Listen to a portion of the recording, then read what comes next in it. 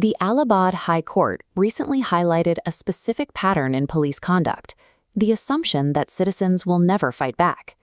The judges noted that many officers operate as if their actions will go unnoticed, believing that out of thousands of rights violations, rarely will an individual step forward to demand accountability. On November 26, 2022, Matambar Mishra became one of those individuals.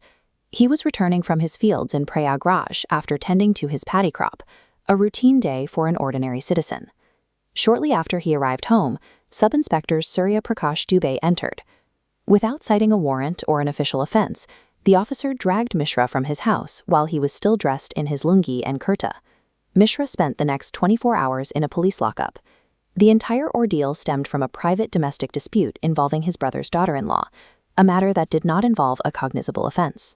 While in custody, the sub-inspector reportedly demanded a bribe of 20,000 rupees for his release.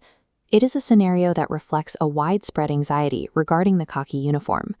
When the state's authority is used to settle private scores or extort money, the person in the cell is left vulnerable to the absolute discretion of the officer on duty. This system relies on the victim's silence. When Mishra decided to bring his 24-hour detention before the High Court, he forced a public deconstruction of what happened behind those station doors. Within the Allahabad High Court, Mishra challenged his detention, forcing the police to provide a legal justification for his time in the lockup.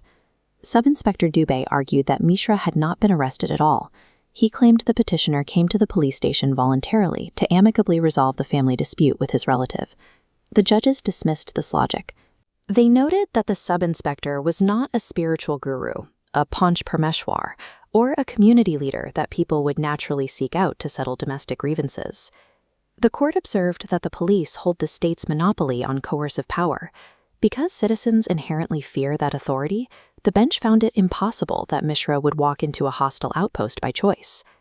2 days after releasing Mishra, the police had initiated proceedings for a breach of peace under the Criminal Procedure Code. The court found that these charges, usually reserved for public riots, were being used retroactively to provide a legal basis for the time Mishra had already spent in the cell. The judges viewed this filing as a panicked attempt to create a semblance of defense.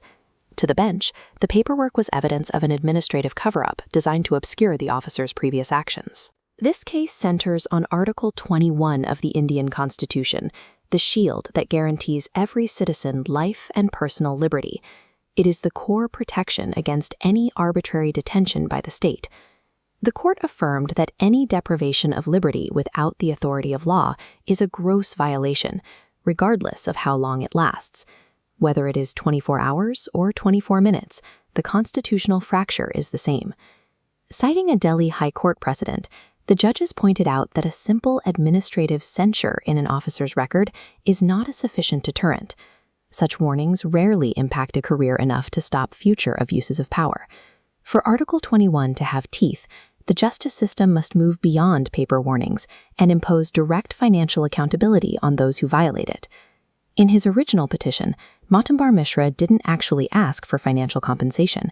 He had only requested a formal inquiry into the officer's conduct by a senior superior. The court took a proactive stance. The judges ruled that the absence of a formal request for money does not strip the High Court of its jurisdiction to remedy a blatant violation of a fundamental right. Under a 2021 policy in Uttar Pradesh, any proven instance of illegal police detention carries a mandatory compensation of 25,000 rupees. The High Court issued a writ of mandamus, legally forcing the state government to pay Mishra this amount within a strict 30-day window. The court also granted the state the authority to recover these funds from the person responsible, effectively deducting the compensation and litigation costs directly from Sub-Inspector Dubey's salary. This 25,000 rupees is considered ad hoc relief. Mishra still retains the right to file a regular civil suit in a competent court to seek further damages for the harm caused by detention. Personal liberty is not a gift from the state. It is a right that the state is required to protect. This verdict serves as a reminder that when those in power choose to ignore the law, they are no longer just risking a warning. They are assuming the personal financial cost of their own impunity.